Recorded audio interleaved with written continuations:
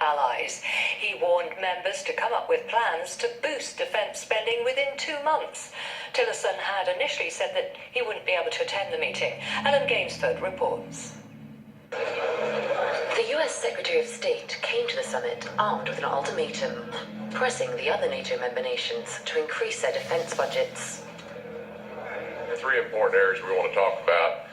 First is ensuring that NATO has all of the resources, financial and otherwise, that are necessary for NATO to fulfill its mission. Of the 28 member nations, only 5 currently meet the target of 2% of GDP. The US spends more on defence than all the others combined, 3.61% of GDP in 2016. Aiming to draw a line under the funding row, the NATO Secretary General backed the call for higher spending contributions, not to please Washington, but to counter new threats. Increased defense spending across Europe and Canada is not just something we have to do to please the United States. It's not just about pleasing the United States. It is about investing in our own security, in the security of Europe. But not all members appear to be on board with the plan. 2% hieße, dass Deutschland 2% would mean that Germany puts 70 billion euros into the military.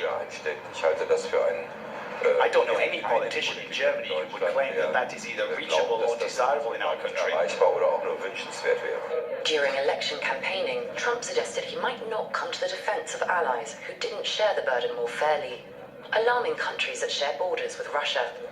But Tillerson allayed fears, saying the US would uphold their NATO agreements. Toughening his tone towards Moscow, he denounced Russia's ongoing hostility and occupation of Ukraine.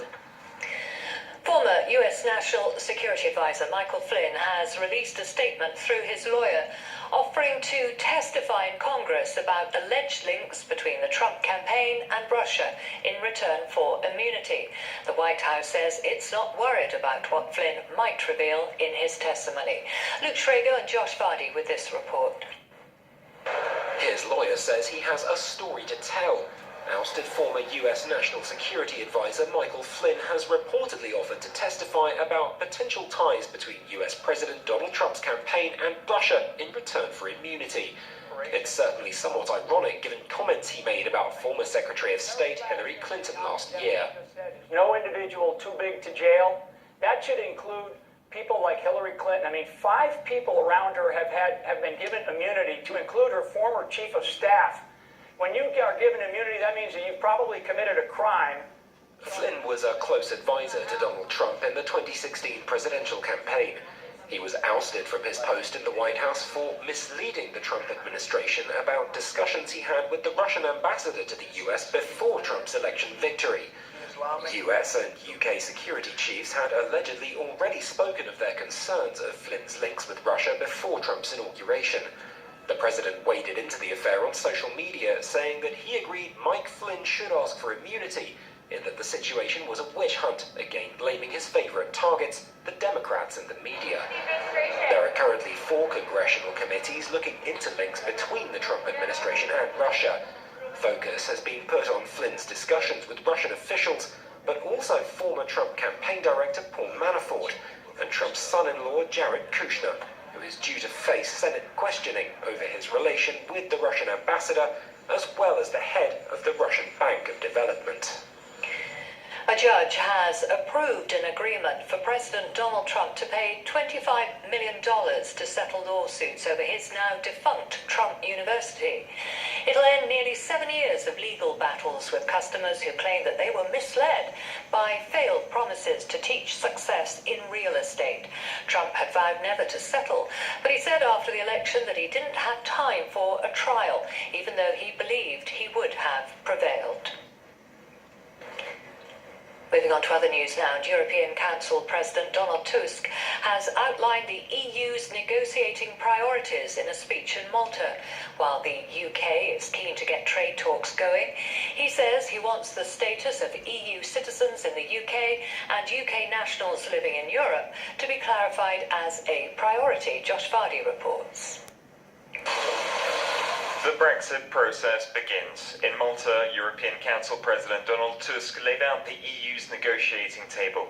He said the bloc's priorities would be to ensure the futures of the 3 million EU nationals living in the UK and the 1 million UK nationals living in EU countries, as well as solving the question of the border between Northern Ireland and Ireland.